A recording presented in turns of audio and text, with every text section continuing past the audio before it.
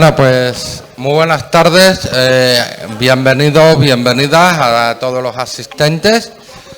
Es un placer de nuevo para el Ateneo que estéis por aquí, que vengáis a las actividades, especialmente a estas 2 semanas de la segunda fiesta de la vendimia del Ateneo de Jerez. Estamos ya en nuestra 10ª actividad de las 13 programadas. Han pasado varias, está siendo un verdadero éxito y agradecemos muchísimo vuestra presencia aquí. Las actividades que quedan es mañana a las 8 de la mañana hay una ruta senderista por los el Pago del Carrascal, visitando distintas viñas por la zona, y por la tarde, a las 8 de la tarde, estará con nosotros Juan Pedro Cosano, abogado y autor del libro La Fuente del Oro, de la novela. Y luego ya el domingo, pues quien se quiera animar a venir a pasar un buen rato con un par de conciertos basados en música pop de los 80 y otro de rock, con vino permanente durante todo el concierto, pues tienen abajo disponibles las entradas para el primer Vendimia Music Festival, un festival informal para despedir este ciclo de la segunda fiesta de la vendimia, todos contentos y estar todos un poco pues en convivencia, ¿no?, para pasar un buen rato. Hoy tenemos con nosotros la suerte de tener a Juan Gómez Benítez. Ha sido director técnico de Bodegas Osborne, el toro lo conoce todo el mundo, Bodegas Osborne, citas en el puerto de Santa María. Es doctor en química y actualmente es profesor colaborador emérito de la Universidad de Cádiz, donde también impartió sus clases a muchos de los enólogos de muchas de las bodegas de aquí de Jerez de la Frontera. Él viene desde el puerto de Santa María. Aunque las fiestas de la vendimia se celebran en Jerez, no debemos olvidar que el marco de Jerez lo conforman otras localidades, de las cuales se han añadido también pues Chiclana, por ejemplo, o Rota, pero el puerto de Santa María era una de las 3 primeras localidades donde el vino del marco de Jerez pues se producía, ¿no?, y muy peculiar. Hoy vamos a hablar pues del patrimonio bodeguero y más específicamente el del puerto de Santa María, que también podamos salir un poquito de la ciudad de Jerez y conocer lo que tenemos a 14 kilómetros de aquí. Sin más dilación, le cedo la palabra al coordinador de la sección de Economía y Debate Ciudadano, Andrés Cárdenas, que presentará al ponente. Muchas gracias. Otra cosa, cuando acabemos, abajo hay una copita de vino con un picoteo, ¿vale? Ahora.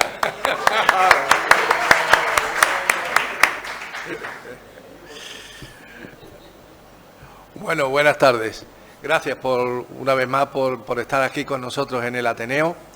Y hoy presentamos a Juan Gómez Benítez, que nos va a hablar y seguro que nos va a encandilar del desarrollo del patrimonio bodeguero como motor económico y social de nuestro marco del sherry, no solamente de Jerez. Él es un hombre del puerto de Santa María y por lo tanto nos va a hablar, nos va a abarcar todo el espectro del marco del sherry, ¿no? Juan se doctoró en químicas en el año 2000 por la Universidad de Cádiz, pero antes de eso ya trabajaba en la bodega de Osborne desde el año 1978. Por lo tanto, él ha combinado a lo largo de toda su vida profesional el trabajo en la bodega, el trabajo físico en la bodega, con el trabajo intelectual dentro de la universidad, porque ha sido profesor hasta hace poco en la universidad y sigue siendo en estos momentos profesor honorífico de la Universidad de Cádiz. Por lo tanto, es un hombre que abarca los dos aspectos en su vida, ¿no?, el profesional y en la bodega y el académico, ¿no? Estuvo en la bodega Osborne desde 1978 hasta que se jubiló. Ha sido responsable del departamento de I+D del grupo Osborne. Recordad que el grupo Osborne no es solamente la bodega Osborne, fueron de las primeras empresas que empezaron a diversificar la producción en otros aspectos. Tiene desde la producción de quesos, bufar, hasta los jamones, famosos jamones de jabugo, como hasta el vino de anís del mono, o bueno, ya nos contará posiblemente Juan toda la diversificación que tiene la bodega Osborne. En la parte académica fue profesor asociado del Departamento de Ingeniería Química de la Universidad de Cádiz, profesor titular en el área de conocimiento de tecnología de la alimentación, especialmente en el área de enología. Yo creo que es el enólogo más consumado que tenemos en la provincia de Cádiz. Él dice que no, pero yo digo que sí. Posiblemente sí, ¿no? Y se jubiló en el año 2018, ¿no, Juan? Sí. Se jubiló en el año 2000, pero vamos, no, él ha seguido estando en la brecha, ¿no? Como consecuencia de su actividad profesional, tanto en la bodega como en la académica, pues fue presidente de la Asociación Andaluza de Enólogos, posteriormente fue presidente de la Federación Española de las Asociaciones de Enólogos hasta el año 2010, fue vicepresidente de la Unión Internacional de Enólogos hasta el año 2011, el secretario general de la Unión Internacional de Enólogos hasta el 2012, miembro de la Delegación Española de la Organización Internacional de la Viña y el Vino hasta el 2021. Bueno, podemos seguir con un largo etcétera, etcétera, pero no se trata tampoco de cansaros, que darle la palabra a Juan, que seguro que nos va a contar cosas interesantísimas, mucho más interesantes de lo que yo pueda decir. Adelante, Juan. Muy bien, buenas tardes. Quiero agradecer al Ateneo del Vino, a su Junta Directiva, a su presidente, la invitación a participar en estas jornadas que yo he aceptado, asumido con mucha alegría, porque yo estas charlas sobre el patrimonio del bodeguero la he centrado casi siempre en el puerto de Santa María. Entonces tengo que confesar que es la primera vez que salgo del puerto de Santa María a Jerez, lo cual me produce una gran satisfacción el hacerlo. Bueno, antes de comenzar, a mí me gustaría comentarles el por qué yo me estoy dedicando en los últimos tiempos al patrimonio bodeguero. O sea, ¿qué hace un chico como yo en un sitio como este? Yo, mi formación técnica de químico, de enólogo, siempre en el ámbito de la elaboración del vino estrictamente técnico, pero ahora me jubilo y tengo que pensar cómo contribuyo, yo cómo hago mi aportación al vino. Yo soy una persona comprometida con el mundo del vino desde siempre. Yo pertenezco a una saga familiar de varias generaciones trabajando en bodegas y entonces el vino casi lo llevo en la sangre, ¿no? Entonces no podía quedarme quieto. Surgió la oportunidad de incorporarme a la Asociación Betilo de Defensa del Patrimonio Histórico del puerto de Santa María, en la que me encargo del patrimonio bodeguero. Y tengo que reconocer que para mí está siendo un auténtico descubrimiento. O sea, me está abriendo un nuevo panorama, una nueva forma de ver la vida, ¿no? Porque, bueno, los técnicos somos muy cuadriculados y vemos la realidad de una forma muy parcial, ¿no? Pero yo ahora veo las cosas de forma distinta, paseo por las calles, veo los edificios como nunca los había visto, ¿no? Empiezo a pensar quién lo hizo, cómo, las circunstancias y tal, y eso supone un enriquecimiento personal y yo espero que lo pueda transmitir a los demás. Bueno, voy a empezar mi conferencia de una forma un poco anómala. Voy a proponer un viaje en el tiempo. Dirán, bueno, un viaje en el tiempo, ¿para qué? Bueno, pues pretendo un poco hacer entender, explicar el contexto histórico en el que se desarrolló el patrimonio bodeguero del Marco de Jerez, pero en particular del puerto de Santa María, ¿no? Y voy a utilizar este cuadro, un cuadro muy famoso, está en el Museo del Romanticismo en Madrid, y refleja el desembarco del rey Fernando VII en el puerto de Santa María. Eso que se ven ahí es el embarcadero de la plaza de la pescadería en el puerto de Santa María, en unos acontecimientos que marcaron bastante la historia de España y la historia de Jerez. Voy a hacerme un pequeño recorrido a lo que ocurrió en aquellos años. El rey Fernando VII, que está calificado con razón como el peor rey que ha tenido la historia de España, se lo ganó bien a pulso. Pues cuando volvió a España en 1812, lo primero que hizo fue abolir la Constitución del 12 y instauró un periodo de monarquía absolutista, creó mucho descontento. Entonces, ya en ese tiempo se estaban empezando a producir los primeros procesos de independencia de los países sudamericanos. Bien, en el 1820 hay preparado un destacamento, un cuerpo de ejército para enviar a Sudamérica a sofocar esos levantamientos, pero hay un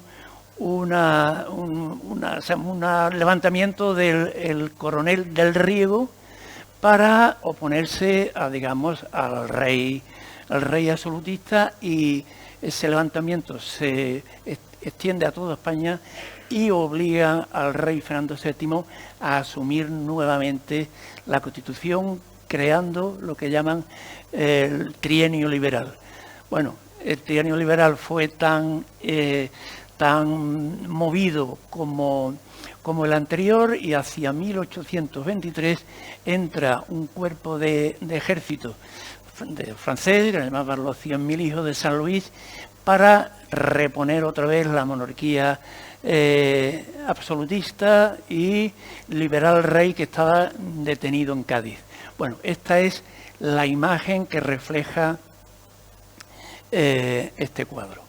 Bien, todos esos procesos tan movidos y pues provocaron o aceleraron de alguna forma los procesos de independencia de los países sudamericanos. ¿Y esto qué provocó? Bueno, pues provocó que un gran número de ricos indianos, como los llamamos indianos, con amplios capitales, pues vieran sus capitales peligrar y regresaran a España, así como numerosos comerciantes y burgueses gaditanos que perdieron sus rutas comerciales con América. Todos ellos tenían cuantiosos capitales que invertir, y muchos de ellos invirtieron en viñas y en bodegas, y de forma preferente en el puerto de Santa María. ¿Y por qué en el puerto de Santa María? Bueno, no digo que fuera exclusivamente en el puerto de Santa María, pero sí una buena parte de ellos, pues por proximidad, ¿no? Porque el puerto de Santa María pues estaba bien comunicado por barco, o sea, en un trayecto de 1 hora ya podían estar en el puerto. Hay que tener en cuenta que estos comerciantes seguían viviendo en Cádiz en su mayoría, entonces venían al puerto a trabajar y volvían a Cádiz. Y bueno, el trayecto a Jerez en aquel tiempo, bueno, pues no era como ahora, ¿no? Entonces era un trayecto incómodo, largo, 5 horas, 6 horas de carretas y tal, ¿no? Y además con ciertos peligros, porque en aquel tiempo todavía había bandolerismo. Entonces es fácil entender que la ubicación en el puerto de Santa María fuera preferida, ¿no? Entonces podemos decir que el desarrollo vitivinícola en el puerto de Santa María fue en el primer tercio del siglo XIX, cuando el de Jerez y el Sanlúcar fue más o menos en el último tercio del siglo XVIII. En este sentido el puerto fue algo posterior, ¿no? Bueno, y en el puerto de Santa María hubo una ubicación preferente de bodegas, porque en lo que se conoce como el campo de guía, no sé si ustedes conocen bien el puerto de Santa María, toda en la zona sur del puerto de Santa María, que en aquel tiempo no estaba habitada, era una zona de baldío, pero era un terreno de comunes, que el ayuntamiento podía ceder a precios asumibles, precios baratos, y atender a la demanda que en aquel tiempo, bueno, ese gran número de interesados en establecer bodegas en el puerto, pues realizaron, ¿no? Bueno, este ensanche del campo de guía se realizó entre el 1833 y el 1835, y podemos decir que fue un ensanche, digamos, el primero que se diseñó y se ejecutó en España. O sea, el primer polígono industrial diseñado al efecto para cualquier empleo, en este caso para bodegas, ¿no? O sea, fue el primero realizado en España, y en este sentido podíamos estar orgullosos. Una superficie de 120.000 metros cuadrados con una gran concentración de bodegas. Bueno, también hay que decir que la demanda de suelo era tan grande que no solamente se construyeron bodegas en el campo de guía, sino se construyeron en otras ubicaciones alrededor del puerto. Aquí, en esta imagen, perdón, parece que se ha saltado un momento. Allá.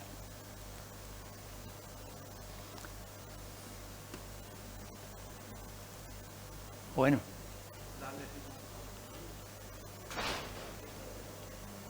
A ver ahora.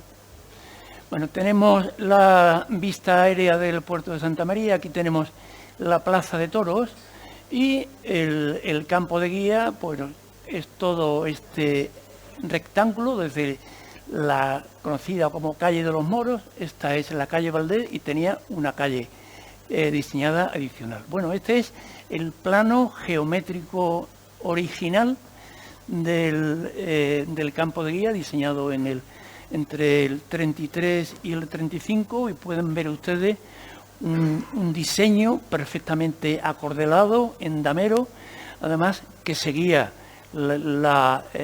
digamos, el trayecto de las calles del puerto para que tuviera comunicación directa con el puerto. O sea, un diseño, digamos, perfecto, modélico, y que afortunadamente se conserva. No en muy buen estado, pero afortunadamente casi. Bueno, aquí algunas imágenes de algunas otras bodegas situadas en otras zonas del puerto.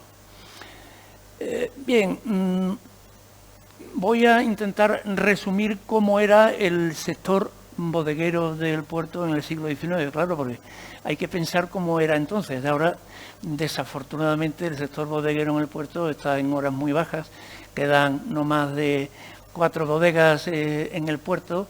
La más grande, además, que es Oborne, elabora los vinos aquí en Jerez, en González Vías, o sea que ya la actividad vitivinícola del puerto pues está bastante reducida. Pero eso no quita para que tengamos la historia que tenemos y la intentemos conservar y que no se pierda. Bien.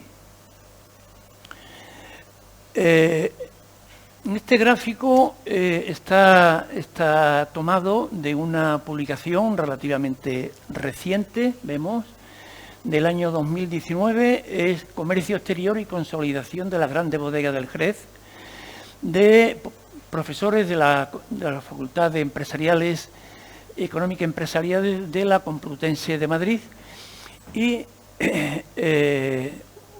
utiliza los datos de exportaciones oficiales del Consejo Regulador de aquellos años, ¿no? Entonces, vemos, aquí están desde el 1823 hasta 1877. Bueno, pues en azul está el puerto y en rojo está son exportaciones de Jerez. Bien, los primeros años, en el 23, vemos que las exportaciones del puerto eran netamente inferiores a las de Jerez, hasta que hacia 1830-35 se igualan las del puerto y de Jerez. Y se mantienen más o menos iguales hasta el entorno de los años 50. A partir de los años 50, Jerez aumenta notablemente, de forma, bueno, pues muy notable, mientras Jerez se mantiene, perdón, el puerto se mantiene o empieza a disminuir. ¿Cuál fue el hecho determinante de esta disminución de las exportaciones en el puerto? Sin duda, la construcción de la línea de ferrocarril, que fue entre 1854 y 1856. Esto, bueno, pues eliminó la ventaja competitiva que tenían las bodegas situadas en el puerto, que evidentemente tenían la facilidad para el embarque en el puerto. Eso ya desapareció, con lo cual las bodegas de Jerez podían enviar directamente o bien embarcar en el puerto o bien embarcar en el Trocadero, por lo cual, bueno, pues el comercio del puerto disminuyó.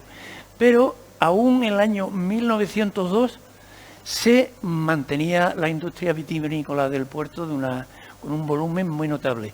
Aquí les presento datos de la guía oficial del puerto del año 1902. O sea, bastante después de lo que habíamos visto antes, ¿no? Esta guía la hizo el archivero municipal, o sea que es, digamos, totalmente fiable. El puerto en aquel tiempo tenía 20.000 habitantes, ¿no? Y para 20.000 habitantes, fíjense el volumen de las industrias relacionadas con el mundo del vino. 25 exportadores, en aquel tiempo lo llamaban extractores de vino. 23 viticultores o cosecheros. 27 vendedores de vino al por mayor, o sea, lo que hoy llamamos almacenistas que le vendían a los exportadores. 27 vendedores de vino al por menor, o sea, despachos de vino.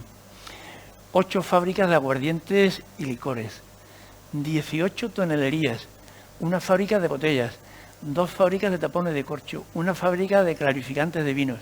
Y 3 carpinterías para hacer cajas de madera para las botellas. En fin, el puerto de Santa María, en fin, con el volumen de ciudad que era, pues tenía una gran concentración de industrias vitivinícolas. Bien, era una ciudad dedicada al vino, no había una familia que no tuviera un trabajador en las bodegas, entre ellos la mía, tanto por parte de padre como por parte de madre, todos eran trabajadores de bodegas. Bien, y dentro de todos los tipos de vino, el puerto se especializó en el vino fino, que era el vino que estaba empezando a desarrollarse en aquel tiempo. O sea, la crianza biológica se empezó a fomentar en aquellos tiempos. Por las características climáticas del puerto, bueno, pues favorece mucho el desarrollo de la crianza biológica. Bueno, y los exportadores, los elaboradores de vino vieron que los vinos de crianza biológica, o sea, los vinos finos en el puerto, pues adquirían unas características notables. El puerto fue conocida como la ciudad del vino fino, igual que la Manzanilla, o sea, que Sanlúcar es la ciudad de la Manzanilla. Hay que tener en cuenta que las características climáticas del puerto y de Sanlúcar de Barrameda son muy similares, muy parecidas. Y se los digo con datos objetivos porque los he estudiado, ¿eh? O sea, he hecho un estudio de caracterización climática de la ciudad del Marcos y el puerto de Santa María y Sanlúcar son muy parecidas. Bueno, y por ello, por la calidad de los vinos de crianza biológica criados en el puerto, pues numerosas bodegas de Jerez se establecieron en el puerto para tener aquí sus criaderas de finos. Aquí en el puerto estuvo González Vías, estuvo Domecq, estuvo Cosén, y otras muchas lo que hacían era comprarlo directamente, aunque no tuvieran bodegas. Bueno, vamos a entrar un poco en materia en qué ha consistido este estudio que yo he hecho desde que me incorporé a Betilo, para caracterizar un poco las bodegas históricas del puerto. Me he basado en los la información del Archivo Histórico Municipal, donde he buscado todos los expedientes de construcción de bodegas que existían. En el Archivo Histórico Provincial, donde he buscado todos los testamentos y las particiones de bienes de los bodegueros, para conocer quiénes fueron los que la construyeron, cómo se heredaron las bodegas de unos a otros. Bien, los archivos históricos de varias bodegas, entre ellos, bueno, pues el de Caballero y el de González Vías, bueno, y la tradición oral, hablando con los conocedores, los que habían vivido en las bodegas, como, bueno, el célebre Manolo Lozano, antiguo capataz tristemente desaparecido, capataz de Lustau, pero que antes de Lustau fue capataz de Terry en el puerto de Santa María, ¿eh? Bueno, elaboramos entonces una reseña histórica tanto de la construcción como de los diferentes propietarios que tuvo la bodega, porque muchas veces pensamos que las bodegas han tenido un solo propietario. Las bodegas de González Vías, bueno, siempre González Vías, o en el puerto las bodegas de Osborne, pero eso son casi la excepción, ¿eh? O sea, lo normal es que la bodega hubiera tenido muchos propietarios y lo más frecuente es que no duraran más de 2 o a lo sumo 3 generaciones. O sea, el que la construía, la heredaba a los hijos, ya los hijos se le empezaban a quedar grandes las bodegas y los nietos, normalmente con los nietos ya terminaba el negocio y llegaban otros. Bueno, yo he hecho la reseña histórica y otros compañeros, historiadores del arte, pues hicieron la descripción histórica, artística de los edificios. Bueno, este es el plano geográfico del puerto de Santa María, el histórico famoso de Palacio Guillén del año 1865, donde yo he querido reflejar, puntuar las bodegas que hemos estudiado, ¿no? Entonces, en rojo he puesto las bodegas mejores que están catalogadas en nuestro plan de protección del casco histórico como de nivel 2, y en azul las que son un poco de menor calidad arquitectónica, y en negro están desaparecidas, ¿no? Bueno, pues vemos que están un poco repartidas por todo el casco de la ciudad, aunque en el campo de guía que sería este, pues hay una mayor concentración, ¿no? Bien. Bueno, hasta ahora llevamos descritas de esta forma 27 bodegas. Esta descripción, al final, pues la hemos volcado en artículos de un tamaño legible, porque todo lo que tenga más de una página, pues normalmente no atrae mucho la lectura, en nuestra página web y en nuestras redes sociales. Entonces, si la descripción de la bodega era más larga, pues la troceábamos en 2, 3, 4, lo que fuera necesario, y lo publicamos en web y redes sociales. Bueno, estos han sido en total 75 publicaciones que han tenido del orden de 180.000 visitas en Facebook, que son las que hemos podido cuantificar. Bueno, también se publica en Instagram y evidentemente en página web, que no hemos cuantificado los accesos, ¿no? Y tenemos en estudio, con una información disponible más pequeña, pues 56 bodegas que estamos intentando aumentar la información con nuestros estudios.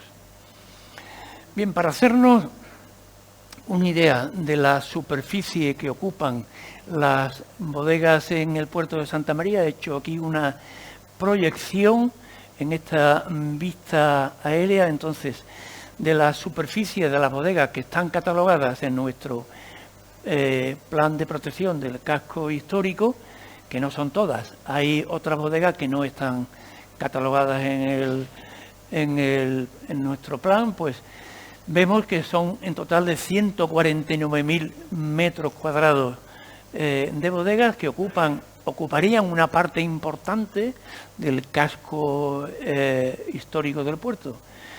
Y una superficie, si traducimos a campos de fútbol, pues en torno a 20 campos de fútbol ocuparían lo que tenemos de bodegas. Bueno, no voy a intentar hablar de todas estas bodegas porque si no llegábamos hasta mañana y no habíamos terminado. Pero he preparado una pequeña presentación de un vídeo cortito, dura 3 o 4 minutos, donde se ven algunas imágenes de cada una de estas bodegas. Toda la información está disponible en esta página web que tienen aquí, y que puede servir, esa es una maqueta de un vídeo que estamos preparando como un pequeño spot publicitario de las bodegas del puerto. A ver si tenemos suerte y se ve. A ver.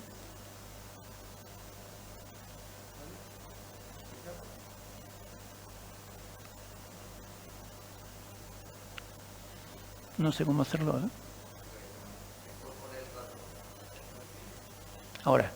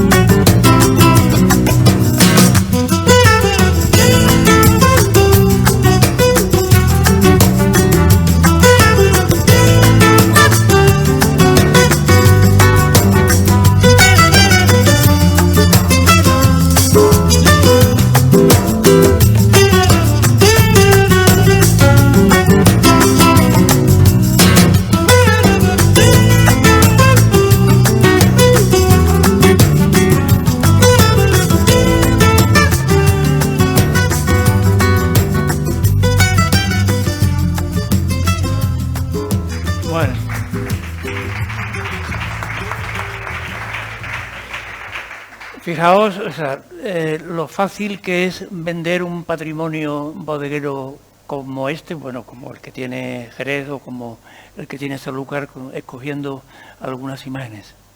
A ver.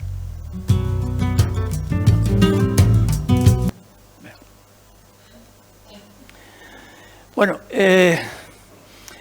como no voy a describiros todo lo que hemos hecho, quiero contaros algunas de las cosas que hemos encontrado que creo que merece la pena, que llaman más la atención y que merece la pena transmitir, por eso hablo de hallazgos y primicias.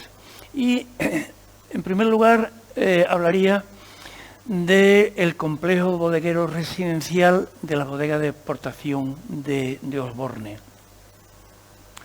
Bien, un complejo bodeguero residencial, utilizando la descripción o la definición del profesor José Manuel Aladro Prieto, que es de aquí de Jerez, el mayor experto en arquitectura bodeguera de Jerez y de Andalucía, yo creo que de España, dice: los complejos bodegueros residenciales son los que tienen la vivienda del propietario dentro de la manzana productiva.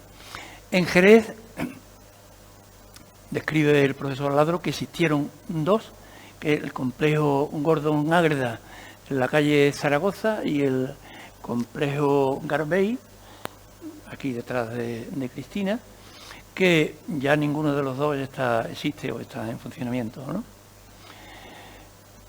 Bien, entonces, este complejo residencial de bodeguero de Osborne, voy a intentar explicarle, no sé si conoce el puerto de Santa María, pero, digamos, está situado, esta de aquí es la calle Larga, y entonces este es el final de la calle Larga. O sea, la calle Larga termina aquí, y esto es todo lo que se encuentran enfrente, ¿no? Bueno, pues esta es la casa fundacional de la familia Osborne, que inicialmente no fue de la familia Osborne, fue de Duff Gordon.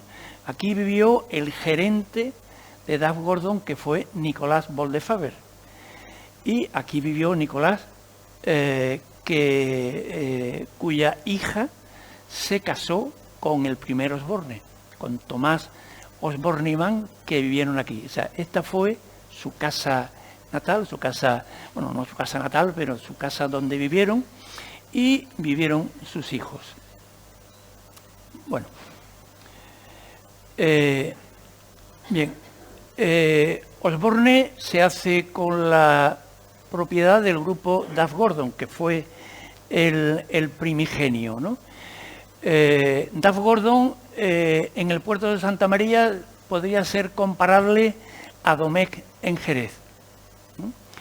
Perdón, Osborne en el puerto de Santa María sería el comparable a Domecq en Jerez, porque Osborne fue el que adquirió la propiedad, o heredó la propiedad de Duff Gordon, que fue el primigenio.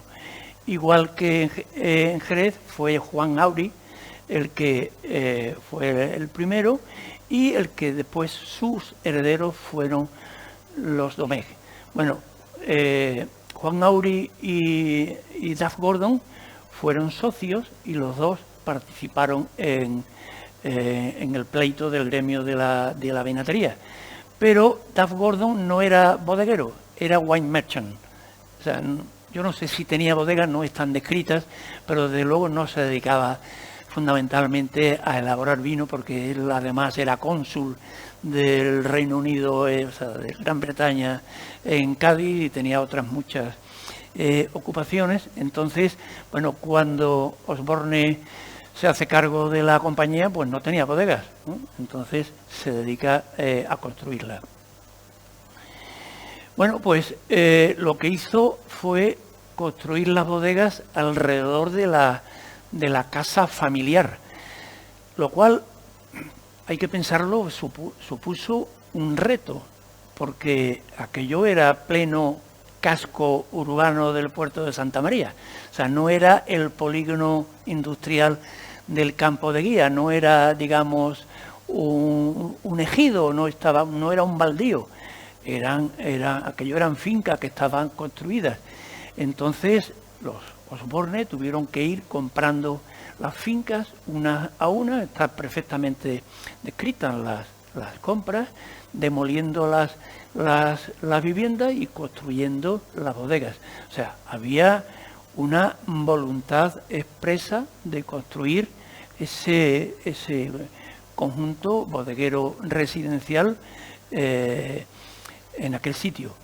Y bueno, además, cómo construyeron esas bodegas, a mí me hace pensar en la intención que tuvieron. O sea, las bodegas estaban dirigidas hacia el centro de la ciudad,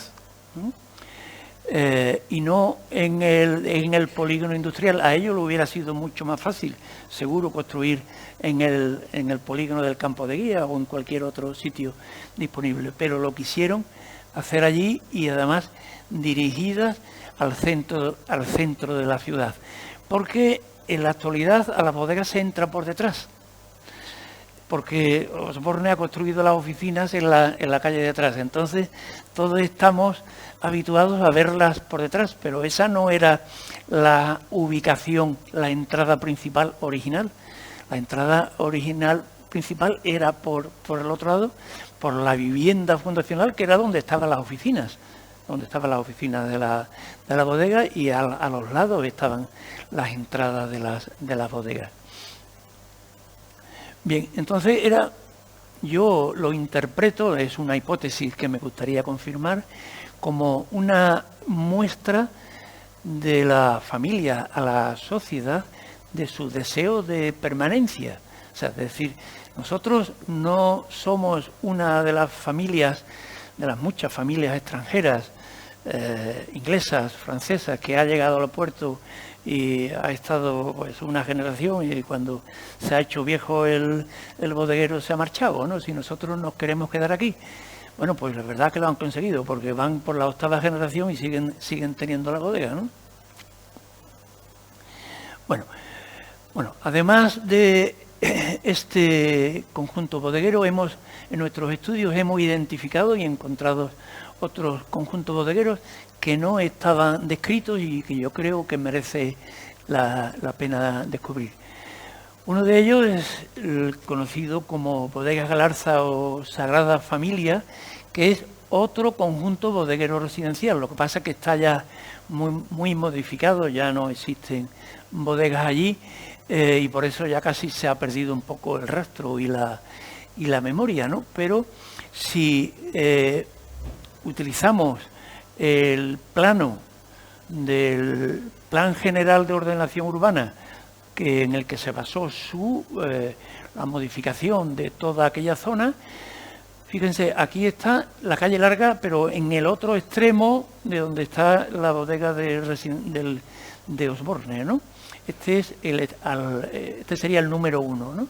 Fijaos, pues aquí está la vivienda del bodeguero, toda, además con un jardín particular, y toda rodeada de bodegas, huerta jardín, tonelería, bodega lagar. O sea, tenemos el conjunto bodeguero completo. Esta es una vista aérea de los años 50, de cómo estaba en aquel tiempo. Estaba todavía íntegro, no se había hecho ninguna modificación, y en los años finales de los 90 se hizo un proyecto residencial que podemos calificar de discutible dependiendo de la óptica que se utilice. Bien, aquí tenemos algunas de las imágenes de cómo estaban las bodegas en los últimos momentos antes de la construcción. Algunas ya estaban abandonadas, estaban vacías, pero bueno, todavía no estaban arruinadas. A la izquierda aquí tenemos la vista de la fachada antes de la construcción. Es una fachada bodeguera estándar, tradicional, no especialmente bella, bueno, pero digamos clásica. Y esta es la vista actual, donde le pusieron una fachada con estética bodeguera simulada. Bien, esa estética bodeguera simulada, con las normas actuales de edificación, digamos, es un sacrilegio. Eso es algo que en las normas actuales de edificación pues está, digamos, casi prescrito y no se debe intentar imitar para nada una construcción antigua. Hay que hacer algo distinto. Algo distinto que muchas veces es un edificio plano, un edificio sin ninguna estética bodeguera. Yo, que no soy arquitecto ni urbanista, en fin, antes que poner aquí pues un bloque impersonal, casi prefiero que ponga esta que recuerde un poco a lo que fue una bodega, aunque sea un sacrilegio para las normas urbanísticas actuales. Bien, además de la identificación de esta antigua conjunto bodeguero residencial, hemos identificado una bodega claustral que ya no está como bodega, sino se transformó en un hotel. Bien, una bodega claustral, digamos, siguiendo las descripciones que utilizan los arquitectos que estudian la arquitectura de bodega, pues la bodega claustral es la que se construye alrededor de un patio central, utilizando, o sea, un poco a la usanza de cómo eran los claustros de los monasterios y de los conventos. O sea, una estructura cuadrada con el patio cubierto en el centro. Y por contra, la estructura más extendida en la construcción de bodega es la bodega basilical, que es una estructura rectangular que recuerda un poco las construcciones preindustriales, las atarazanas, pero que tiene la ventaja de que es un módulo que se puede replicar mucho más fácilmente haciendo muchas bodegas basilicales unas junto a otras. Frecuentemente lo más normal es que se haga con un patio central que sirve de trabajadero, donde se trabajaba con las botas para el trabajo de bodegas o para reparar las botas. Bueno, bodegas claustrales en Jerez hay algunas, son muy conocidas, como esta de la bodega del Cuadro, de 10 Méritos, o la bodega de los Apóstoles, de esta de González Vía, aunque la bodega de los Apóstoles la cubrieron para hacerla del local de celebraciones, pero vemos la estructura claustral junto a varios núcleos, a varios cascos de bodegas basilicales, junto, bueno, a la gran bodega novedosa de la bodega del tío Pepe. Bueno, esta bodega claustral del puerto que se transformó en un hotel, esta es la fachada actual, donde se le puso un piso más con una fachada un poco neutra para que no distorsionara demasiado. Fíjense en este detalle de la vista aérea, pues se puede ver perfectamente cómo tenía la estructura claustral y el patio porticado con los pórticos cubiertos, y además esta bodega tenía 2 cascos de bodegas longitudinales, no estaba cerrada por detrás, no conocemos la razón por qué no la cerraron por detrás, que estos cascos tenían la misma anchura de la bodega claustral, ¿no? Bueno, en esta imagen es una imagen un poco icónica, muy conocida en el puerto de Santa María, se ve el patio porticado de la bodega y los trabajadores en el trabajadero de la bodega. Normalmente el trabajadero de la bodega servía para o bien para los trabajos de bodega, o bien para reparar las bodegas. Ahí normalmente no se construían las botas se construían en las tonelerías que requerían de otra maquinaria y de otras instalaciones, ¿no? Bueno, pues en los años 90 se hizo una reforma de esta bodega para hacer un hotel que lo llamaron Hotel Bodega Real, porque esa bodega, que era la bodega Jiménez Varela, esa bodega Jiménez Varela desapareció del puerto en los finales de los años 60, la compró Rumasa, y se hizo, además del hotel, se hizo un conjunto residencial detrás en los dos cascos longitudinales, ¿no? Y para mí es un ejemplo de una intervención urbanística, digamos, respetuosa, intentando mantener un poco la identidad de la bodega. Bueno, aquí he utilizado el plano de planta de los arquitectos que hicieron el proyecto me lo han cedido, por eso se ve que está pintado y usado. Bueno, pues fijaos la estructura perfectamente claustral, ¿no? Conserva los nombres originales de la bodega. Esta bodega originalmente no fue de Jiménez Gastelu. Jiménez Gastelu la compró sobre 1910-1912. Esta bodega fue de Gastelu anteriormente.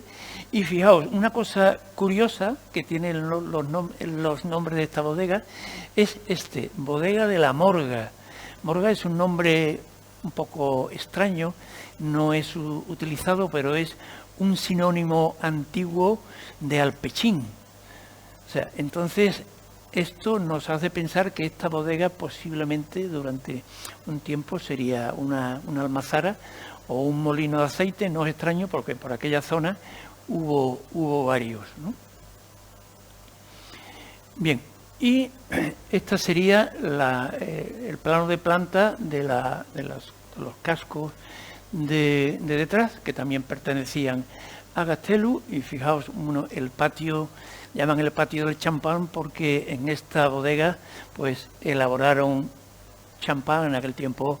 Estamos hablando de 1910, 1920.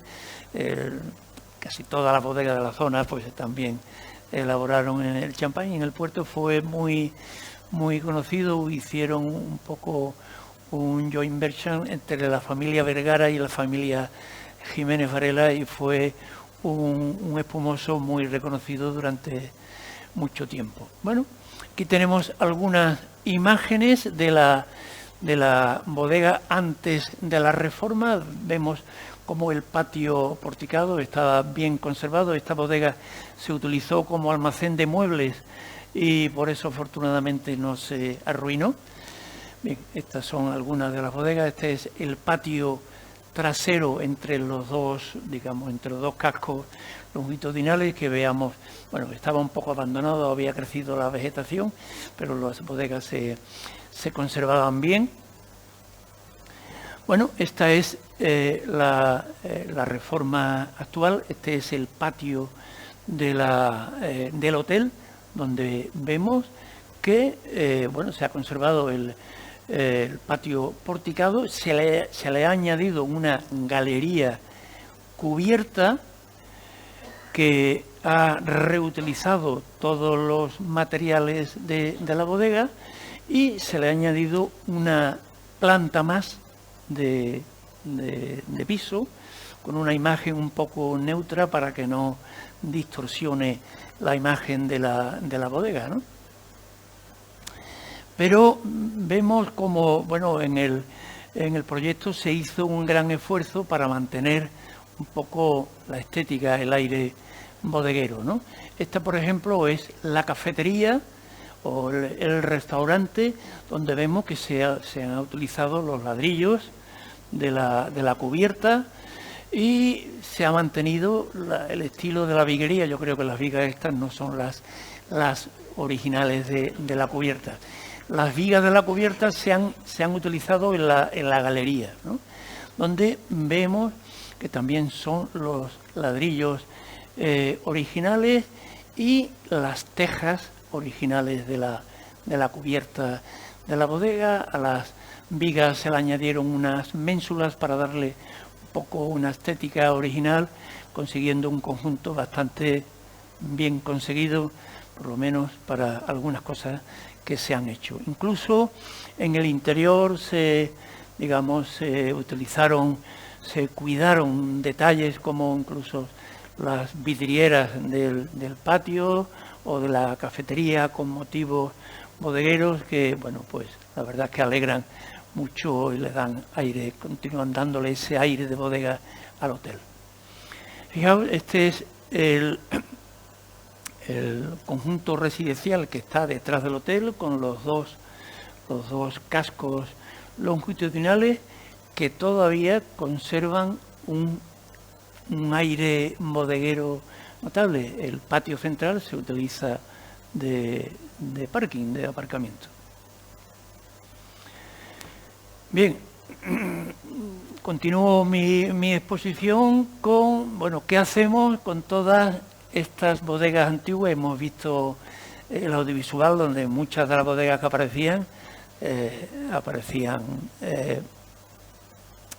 vacías, ¿no? Entonces, ¿qué hacemos con estas bodegas? Bueno, voy a utilizar las palabras del profesor de José Manuel Aladro Prieto, del discurso que dio para su toma de posesión como académico de la Academia San Dionisio, ¿no? Eso fue en enero del 25. Me parecen unas palabras tan acertadas que yo soy incapaz de cambiar ninguna, prefiero leerlas, ¿no? Cada bodega es un documento histórico que nos permite recordar y entender la historia de la ciudad, y su conjunto contiene elementos que la configuran, definen y singularizan. Sus valores son arquitectónicos, pero sobre todo son urbanos e identitarios. Cada una de esas bodegas nos habla de lo que somos, de lo que hemos sido, de dónde venimos y de lo que queremos ser. No se puede decir mejor, ¿no? Yo solamente me podría decir con mis propias palabras que las bodegas conforman un poco el alma de la ciudad. Si dejamos desaparecer las bodegas, la ciudad perdería su espíritu, sería, bueno, pues una ciudad despersonalizada, ¿no? Entonces, para conservar esas bodegas que han perdido su uso bodeguero, el profesor Aladro Prieto decía: la conservación de esta memoria no es incompatible con la resignificación, o sea, la reutilización de los edificios. Por el contrario, la reutilización de las bodegas es imprescindible, pero su transformación debe preservar la memoria industrial de la ciudad y mantener sus cualidades y valores urbanos e identitarios. O sea, el patrimonio bodeguero de cualquiera de nuestras ciudades, del puerto, de Jerez y de Sanlúcar, conforman un poco nuestra identidad. No podemos dejarla perder porque nos quedamos sin ciudad, deja de ser un poco nada atractivo. ¿En qué podemos usar estos edificios bodegueros vacíos? Bueno, pues por supuesto dándole servicios públicos, juzgados, comisarías, museos, etcétera, ¿no? Pero evidentemente no hay servicio público para tantas bodegas, ¿no? Viviendas, pero con respeto a la estética original. Centros comerciales, bueno, hay ya numerosas bodegas ya convertidas en Mercadonas, Aldis y Lidls y tal. Gracias a Dios, si la transformación se hace adecuadamente, nada que objetar, ¿no? Gimnasios,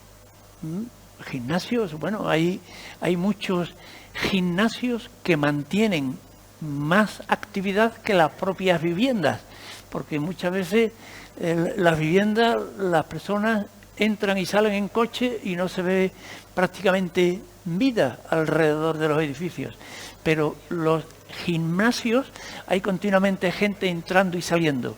Bueno, aparcamientos y muchas utilizaciones posibles porque mantienen el paisaje urbano y la identidad de la ciudad. Bueno, y ya termino un poco refiriéndome a los beneficios económicos que reporta el uso de estos edificios, tanto los que están en uso como bodegas, como los que son utilizados como museos o como otras utilizaciones.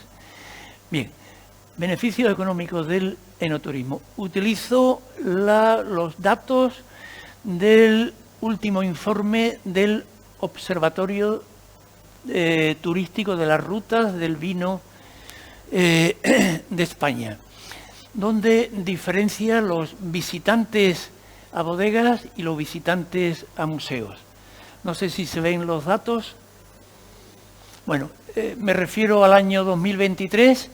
Bueno, en España, en las bodegas incluidas en las rutas de los vinos, hubo en torno a 2 millones de visitas a bodegas, mientras a visitas a museos hubo en torno algo menos de 900.000 visitas. Bien, aquí tenemos se representan las visitas a bodegas de las diferentes rutas del vino, ¿no? Y vemos que destaca con mucho las rutas del vino del Marco de Jerez, con más de 340.000 visitas a bodegas. De estas 340.000 visitas, quizás la mitad sean de González Vías. Yo creo que González Vías debe de tener, solamente ella debe tener como 200.000 visitas al año. Creo que es la segunda bodega más visitada del mundo, que se dice pronto, la bodega más. En España, por supuesto, es la primera, pero en Estados Unidos hay otra más visitada, ¿no? Bien. Y aquí tenemos las visitas a museos de las diferentes rutas del vino, ¿no? Y, bueno, tenemos marcadas las visitas a museos de las rutas del vino del Marco de Jerez. O sea, el Marco de Jerez es un gigante de las visitas a bodega, pero un enano de las visitas a museos, muy pocos, ¿no? Porque en realidad museos del vino, bueno, Jerez en su momento, cuando aquello se discutió, bueno, pues dadas las circunstancias, de aquellos que no eran iguales que las de ahora, pues las bodegas prefirieron tener sus propios centros de visitas antes que hubiera un museo para toda la ciudad. Seguramente si eso se planteara ahora, la decisión posiblemente sería distinta, pero bueno, eso ya no tiene vuelta atrás, ¿no? Ahora mismo en la zona tenemos el Centro de Interpretación del Vino y la Sal de Chiclana, que es un museo precioso, bueno, un centro de interpretación precioso, está muy bien hecho, con mucho gusto, pequeñito, pero incluye tanto el vino como la sal. Solo tiene 30.000 visitantes al año, ¿sí? Después tenemos el Centro de Interpretación de la Manzanilla, que es muy pequeñito, que yo creo que actúa más como centro de indicaciones turísticas para que los turistas visiten todas las bodegas de Manzanilla de Sanlúcar, un pequeño museo del Moscatel en la cooperativa de Chipiona, y después un proyecto de centro de interpretación del vino fino en el puerto, que de momento no deja de ser un anuncio realizado por el ayuntamiento, pero los anuncios de los políticos ya sabemos cómo son. Bueno, el gasto medio de los visitantes de las rutas turísticas es de 200 euros más o menos al día. como tienen una estancia media de 2 días y medio, pues eso supone que de promedio son 500 euros por cada visitante a la ruta del vino, lo cual supone un aporte económico importante, ¿no? Los ingresos totales de bodegas y museos, de bodegas serían, por visitas a bodegas, de 86 millones de euros, y visitas a museos, estamos hablando de todas las rutas de España, de 16 millones de euros. Pero estas son, digamos, los ingresos computados directamente por compras en bodegas o por entradas en museos, no por todos los gastos que realizan los visitantes, que se quedan en hoteles, que hacen viajes en sus agencias de viajes, que comen en restaurantes y tal, ¿no? Bien, o sea que, digamos, el aporte económico que realiza este enoturismo a la zona, pues es muy superior a lo que está indicado aquí. Yo con esto termino mi exposición, espero que le haya resultado interesante y muchas gracias por su atención.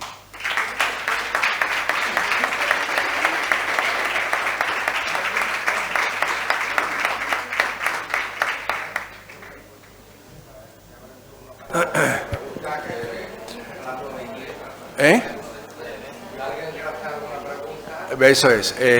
José María va con un micrófono por la sala. Si alguien quiere hacerle alguna pregunta a nuestro ponente, pues es el momento de hacerla. Patricio.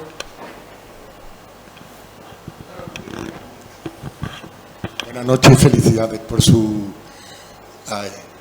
maravillosa intervención. Una duda que tengo. Usted, como prestigioso enólogo que ha estado en diversas asociaciones, ¿me puede explicar por qué el capataz de Lustau lleva 14 años seguidos ganando el primer premio? Bueno, sí, es una buena pregunta, pero bueno, hay que ver dónde y quién hace ese nombramiento, ¿no? Vamos, no le quiero quitar ningún mérito al capataz, ¿no? Ahora mismo el capataz o el director técnico de Lustau sigue recibiendo los mismos galardones, y esos premios los dan en el International Wine Challenge, la feria de vinos a nivel comercial más grande del mundo, que se realiza en Londres. Entonces dan los premios por sectores, a los enólogos por sectores. Entonces hay enólogos de bodegas de vinos generosos y enólogos de bodegas de camino enólogos de bodegas de vinos de mesa, ¿no? De vinos tranquilos, ¿no? Entonces, bueno, pues Lustau es una bodega que hace un grandísimo esfuerzo en envío de muestras a ese gran certamen de vinos. Y además que los vinos de Lustau son enormemente buenos, y es que barren en ese certamen. Entonces, claro, porque manda muchas muestras, le da muchos premios, y es que los vinos son muy buenos, los vinos de Lustau, ¿no? Bueno, yo dos cositas. Una de ellas es preguntarle si algún estudio de estas características se está haciendo del patrimonio de Jerez, o sabe que exista, porque es muy detallado. La verdad que hay cosas que son comunes, evidentemente somos ciudades vecinas y ambas en el marco de Jerez, del Sherry, ¿vale? Pero es verdad que está muy detallado. Yo que conozco el puerto, porque además vivo en el puerto, pues muy bien, pero vendría, yo no sé si hay algo que se está haciendo. Eso es la primera pregunta, si me la puede contestar. Y por otro lado, en la ciudad de Jerez en concreto, durante un tiempo se estuvieron destruyendo muchísimo muchos cascos de bodega. Afortunadamente, todo lo que esté intramuro, ahora mismo hay una política de protección del ayuntamiento y obliga a que lo que se haga, de hecho normalmente suele ser uso compatible, lo cual permite que puedas construir cualquiera de las cosas que ha dicho ahí, desde una vivienda a un gimnasio, a un Mercadona, a lo que sea, ¿no? Y es verdad, yo felicito a los ayuntamientos que toman esa decisión. ¿Qué hay al respecto en el puerto de Santa María? Porque lo desconozco. A ver si me pudiera informar. Gracias. Bueno, vamos a ver. En Jerez tenéis el mayor especialista en arquitectura bodeguera de Andalucía y tal, que ha descrito maravillosamente las bodegas de Jerez desde un punto de vista de arquitecto. Los arquitectos hablan con un lenguaje muy particular. Yo me he leído la tesis, su tesis doctoral, y me he leído sus libros, pero tengo que reconocer que tengo que hacer un esfuerzo para leer los libros, porque los arquitectos hablan con su lenguaje y a veces es un lenguaje muy árido para el que no es arquitecto. Yo, como no soy arquitecto, pues utilizo además voluntariamente en mi escrito utilizo un lenguaje más llano para que llegue a todo el mundo. Entonces, bueno, las bodegas de Jerez están perfectamente descritas desde ese punto de vista. Yo no sé si desde el punto de vista sociológico, ¿no?, de quiénes fueron los constructores, cómo se fueron heredando las bodegas de unos a otros. No sé si ese estudio está hecho en Jerez de la misma forma que lo estamos haciendo nosotros. Tengo que decir que en todo esta descripción de bodegas vamos a publicar un libro de recopilación de estas descripciones, claro, porque las descripciones de una página web son muy volátiles. Mañana desaparece la página web y se pierde todo. Entonces ¿Perdón? El de Jerez, José Manuel Aladro Prieto. Aladro. Sí. Y bueno, evidentemente en Jerez, igual que en el puerto, ha habido muchos destrozos de bodegas. En el puerto tuvimos la circunstancia de tener el campo de guía, que era un poco como el Olimpo de las bodegas, que hizo que esas bodegas se conservaran bastante, ¿no? Ahora mismo es un tema que está de plena actualidad, la conservación del campo de guía en el puerto, porque bueno, pues desde nuestra asociación, desde de defensa del patrimonio histórico, bueno, pues cuando hemos analizado en detalle el plan de protección del casco histórico en lo que se refiere a las bodegas, pues la memoria, o sea, los objetivos los pone muy bonitos. Hay que defender la identidad de las bodegas porque son, bueno, el paisaje de la ciudad, pero a la hora de la verdad, cuando entra a decir los números, la superficie edificable y tal, realiza un destrozo o permite un destrozo en el campo de guía que va a ser tremendo. Ahora mismo hay autorizados ya prácticamente en vías de construcción 2 conjuntos residenciales, que eso van a ser ya imposibles de revertir. Entonces estamos redactando una solicitud de modificación de este plan de protección del casco histórico, porque en lo que se refiere a las bodegas de protección tiene poca, ¿no? Entonces, y de permisividad tiene mucha. No sé si si lo vamos a conseguir, pero en fin, hemos conseguido que una figura de un arquitecto especialista en urbanismo que nos está asesorando y nos ha abierto un poco los ojos y nos ha un poco hecho ver, fijaos, lo que dice realmente ese plan de protección del casco histórico. Cuando utiliza palabras las pone muy bonitas, pero cuando entras en los números, los números son horrorosos. Allí permiten unas construcciones de 3 de altura junto a una bodega con unos edificios llenos de ventanas que no tienen absolutamente nada que ver con la estética bodeguera. En fin, eso es lo que tenemos. Yo quería... Sí, se escucha. Yo quería un poco, con respecto a la pregunta de Patricio, si en Jerez se había hecho algún estudio sobre los cascos de bodega actuales o antiguos, y tengo que decirle que hace ya muchos años asistí a un curso en el CEP sobre la arquitectura del vino, y era un curso que lo dio la profesora historiadora Ricarda López sobre toda la arquitectura de las bodegas de Jerez. Y cuando usted ha puesto ahí también el uso que se le ha dado posteriormente a esos cascos de bodega, también nos lo enseñó, porque hay supermercados como el líder de Divina Pastora, había hotel también que era una bodega, o sea que ese estudio se hizo hace tiempo. Lo que yo no sé si habría que renovarlo o estudiarlo más o algo de eso. ¿Vale?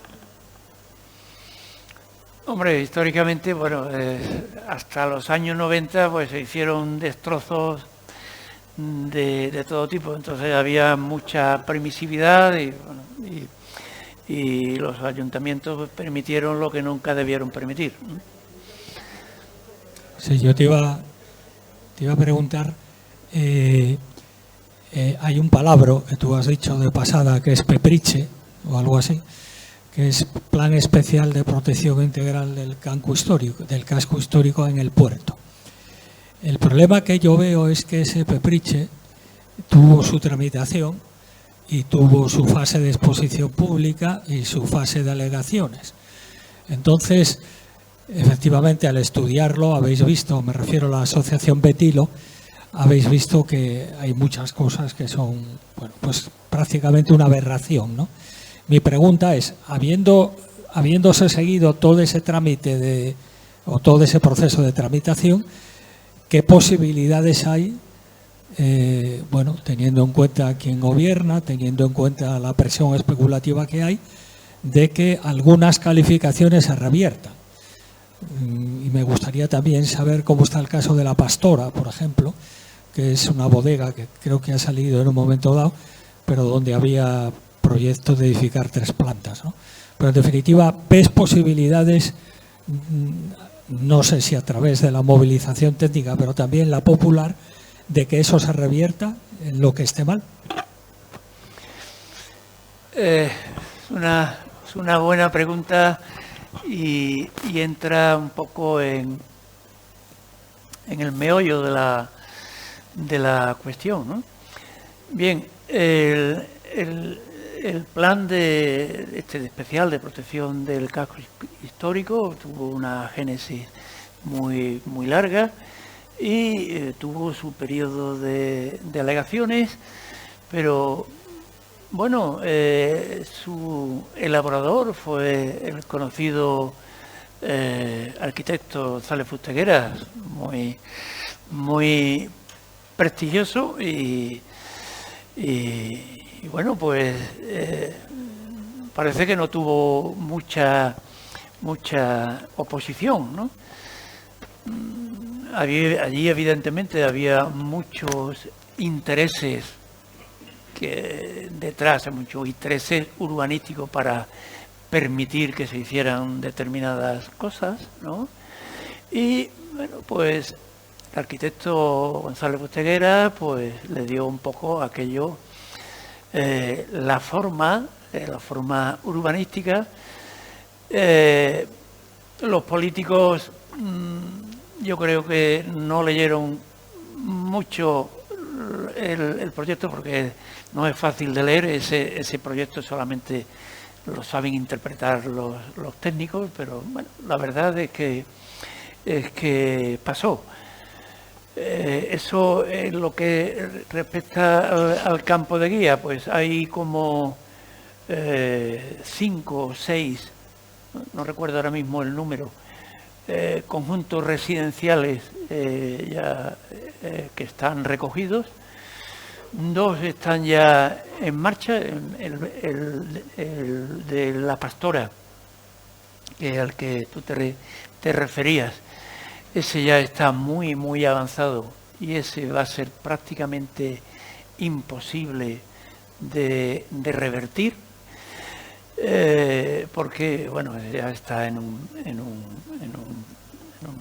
una fase prácticamente tal. Nosotros nos llevamos con ese proyecto una gran sorpresa cuando vimos lo que iban a hacer. No nos lo podíamos creer, pero ¿cómo van a hacer ahí ese bloque informe de bodegas a 3 de altura y al lado de unos cascos bodegueros? Teníamos pensado, bueno, pues hacer una gran campaña pública de oposición, ¿no? Hasta que pudimos contactar con este arquitecto, que nos abrió los ojos. Nos dijo, no, desengañaos. Eso que han hecho es lo que está recogido ahí en el plan. O sea, no se están saltando ninguna norma. Eso es lo que está aprobado, ¿no? La única posibilidad es pedir una modificación. Eso no es coger el cielo con la mano. O sea, todos los planes se pueden modificar a lo largo del tiempo. Tenemos que conseguir que haya una gran movilización social para conseguirlo, y en eso estamos, ¿eh? Eso es lo que estamos llevando en estos momentos. Pero lo que tú dices, yo creo que el de La Pastora es una batalla perdida. Sí, tienes la palabra por la hora que es, son ya las 9:30, con la última intervención. Mi pregunta me vas a permitir, porque es un poco, bueno, no es una pregunta, son varias, pero aprovechando que te tengo aquí, me encantaría hacerte estas preguntas. ¿Se puede entender que realmente la actividad bodeguera de crianza en el puerto de Santa María, según lo que tú has un poco explicado, empieza a partir de principios del siglo XIX, y que anteriormente el puerto servía un poco como embarcadero en lo que podía ser las arenas del río Guadalete? Esa es la primera pregunta. La segunda pregunta que te haría: has comentado el tema del gremio bodeguero, el conflicto gremial entre bodegueros y vinateros, y curiosamente has mencionado a Juan Auri, productor y bodeguero, frente a Doug Gordon, que era, como has dicho, un merchant o una persona comercializadora.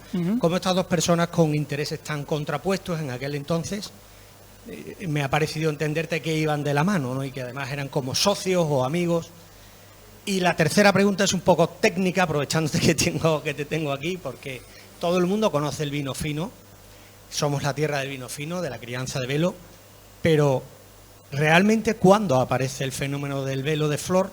Porque yo siempre he entendido que fue algo accidental, que se entendía casi como una enfermedad en lo que antiguamente eran los vinos SAC y todos estos vinos generosos, y de unas crianzas oxidativas que no tenían nada que ver con el velo, ¿no? Entonces, ¿cuándo aparece esto del velo? Que parece ser que fue en Sanlúcar, pero me gustaría tú, como técnico, y que te tengo aquí, pues aprovechar esta oportunidad, si eres tan amable. Muchas gracias. A ver, la primera pregunta era... Sí. Bueno, pero está bastante estudiado. En la primera pregunta,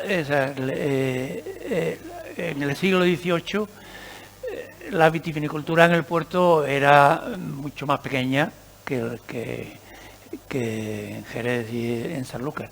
De hecho, bueno, pues se cultivaba en arenas, o se cultivaba en las zonas próximas a la costa, y no tenía, digamos, una gran importancia.